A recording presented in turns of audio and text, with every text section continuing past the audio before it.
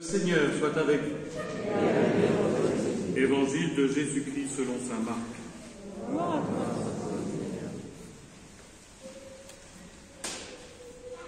En ce temps-là, Jésus prit avec lui Pierre, Jacques et Jean et les emmena eux seuls à l'écart sur une haute montagne. Et il fut transfiguré devant eux. Ses vêtements devinrent resplendissants, d'une blancheur telle que personne sur terre ne peut obtenir une blancheur pareille. Élie leur apparut avec Moïse, et tous deux s'entretenaient avec Jésus.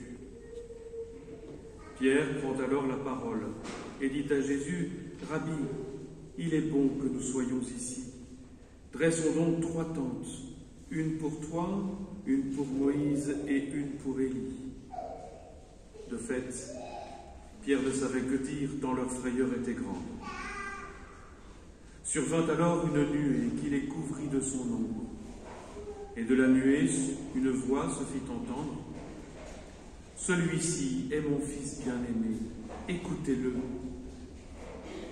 Soudain, regardant tout autour, ils ne virent plus que Jésus seul avec eux. Ils descendirent de la montagne, et Jésus leur ordonna de ne raconter à personne ce qu'ils avaient vu, avant que le Fils de l'homme soit ressuscité d'entre les morts.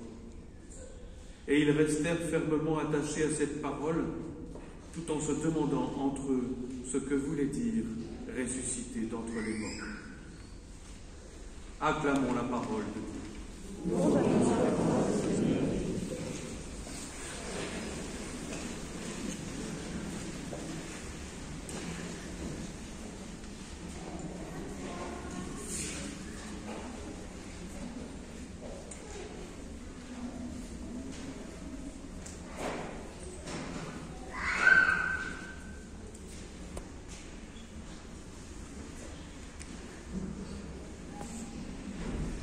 Bien-aimés de Dieu, depuis le 17 février dernier, par l'imposition des sangs qui rappellent le caractère mortel de notre existence, l'Église universelle a entamé la période du carême, nous invitant par là même à la joie d'un cœur renouvelé pour une aumône généreuse dans une prière faite dans le secret. En ce deuxième dimanche du carême, la liturgie de la parole nous place dans la lumière de la transfiguration pour nous orienter vers celle de Pâques. En effet, il ne fait aucun doute, Pâques est une lumière, une aube nouvelle appelée à transfigurer notre humanité et la terre entière. Même si Pâques est l'aboutissement du chemin du Christ, d'étape en étape, pourtant des lumières successives jalonnent son itinéraire. La transfiguration en est une, comme le fut l'étoile de Bethléem et la manifestation de l'Esprit lors du baptême de Jésus. Ces lumières nous sont destinées, à nous qui marchons en tenant la main du Christ, comme l'avaient fait les apôtres. D'ailleurs, chaque dimanche dans l'année évoque la transfiguration comme une nouvelle étape qui nous rapproche de la dernière Pâque, celle du retour définitif du Christ, un retour pour une vie meilleure, car Dieu est pour la vie. Il ne veut pas la mort définitive, puisqu'il va la vaincre sur le bois de la croix. Comme les apôtres, redisant plus que jamais notre bonheur et notre joie en Christ Jésus, présent dans nos vies, et trouvant la lumière pour nos fautes, pour nos routes, plutôt auprès auprès de Moïse et d'Élie, représentants des prophètes qui nous parlent dans les premières lectures. L'écrivain sacré nous présente un dialogue de confiance et de fidélité réciproque entre Dieu et Abraham, entre Abraham et Isaac, mais surtout auprès de Jésus dont le Père nous dit « Écoutez-le ».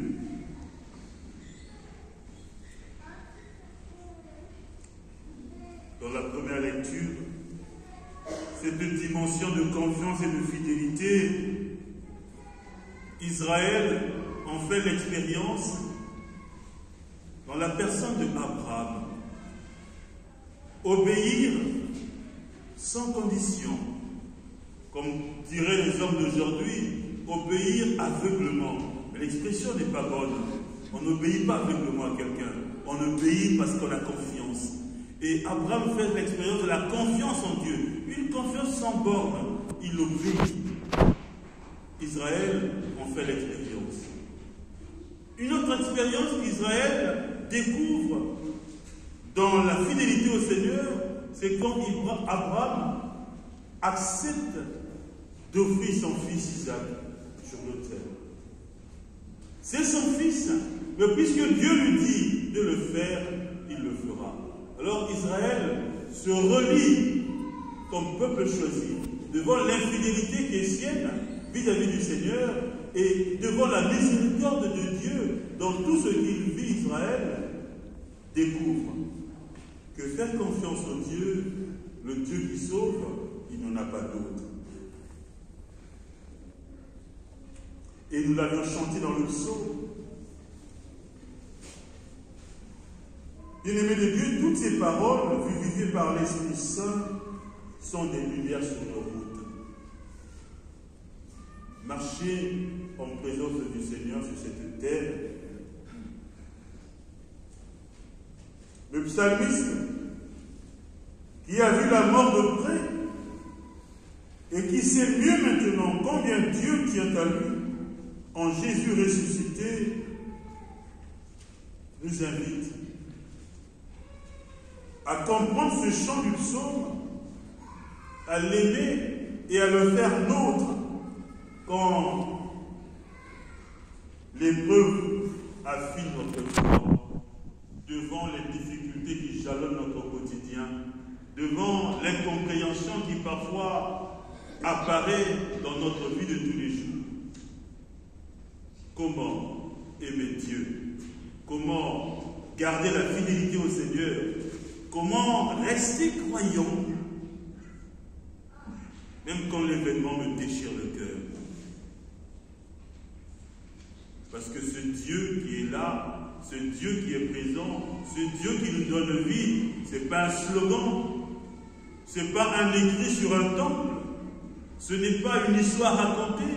Ce Dieu qui nous donne vie est notre Dieu. Il est celui-là même qui chaque jour refait nos forces. Même quand nous sentons les forces nous abandonner, Dieu n'est pas loin. Il est présent au milieu de nos épreuves. Bien-aimés de Dieu, regardons aussi ce que nous fait comprendre Paul dans cet épître aux Romains. On n'aurait jamais imaginé qu'au-delà de Abraham et d'Isaac, que Dieu aurait pris place dans notre vie en son Fils Jésus-Christ, que Dieu serait venu dans notre humanité. Personne ne l'imaginait. Que Dieu aurait pris notre humanité, vivre avec nous, par son Fils Jésus-Christ, qui connaîtra la condition humaine, excepté le péché. Mais pour faire quoi? Mais pour faire de nous les fils de Dieu.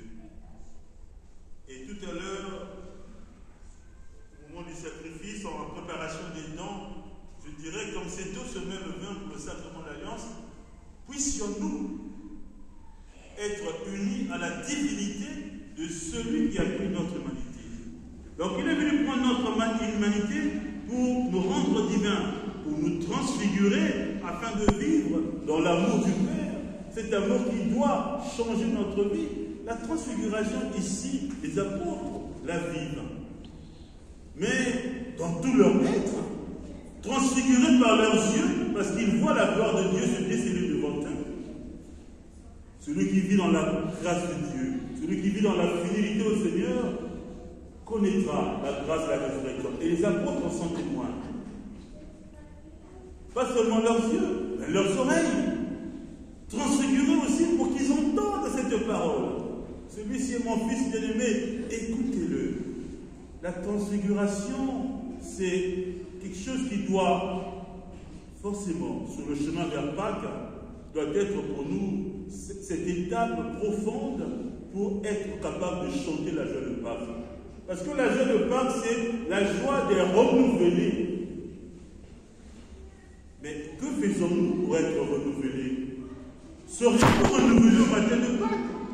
Ou bien est-ce que nous serons les mêmes?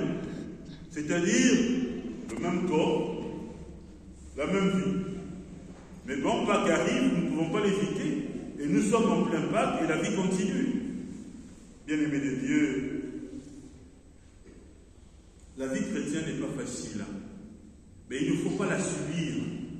La vie chrétienne, c'est un acte à poser dans la fidélité au Seigneur. Je ne peux pas dire que je suis chrétien si je ne suis pas fidèle à Dieu. Or, la fidélité au Seigneur, c'est écouter sa parole et vivre de cette parole. Mais si nous écoutons la parole de Dieu et que nous ne la vivons pas, nous ne sommes pas heureux de nous dire chrétiens. La vie chrétienne, c'est parfois des petites choses, mais qui, en accumulant ces petites choses, deviennent quelque chose de très grand devant nous. C'est la grâce de Dieu. Et cette grâce doit se construire au fur et à mesure. Le carême est un moment privilégié pour nous de nous relire. Relisons-nous. Quel est le désert qui est le mien pour que ce désert se transforme en Éden? Quel est le péché qui est le mien pour que le Seigneur le change en joie profonde? Quelle est la distraction qui est mienne, qui m'empêche de prier? Prier, ce n'est pas réciter les formules. Prier, c'est entrer et vivre dans l'intimité de Dieu. Mais si nous ne prions pas, si nous n'entrons pas dans l'intimité de Dieu, bien-aimés de Dieu, nous en sommes loin. Ce n'est pas la récitation des formules qui sauve. Que vous preniez la formule de Saint-Michel, que vous preniez la formule de Saint-Boniface, que la formule de Saint je ne sais qui, la formule de Saint-Hermélan. Ce n'est pas ça qui sauve. Ce qui sauve, c'est est-ce que je suis vrai dans mon cœur? C'est-à-dire, est-ce que la prière que je dis est le reflet de ma vie? La prière que je dis se reflète dans ma vie. Est-ce que la vie que je mène est le reflet de la prière que je fais? Tant que ce n'est pas comme ça, est-ce que ma bouche chante la louange de Dieu ou répète les mots qui me sont donnés? Est-ce que la vie, l'attitude qui est mienne, est une attitude chrétienne? Qu'est-ce qui ne va pas dans mon attitude? Dans le jugement que j'ai, est-il trop hâtif? La conception que j'ai des choses, n'est-elle pas un cliché?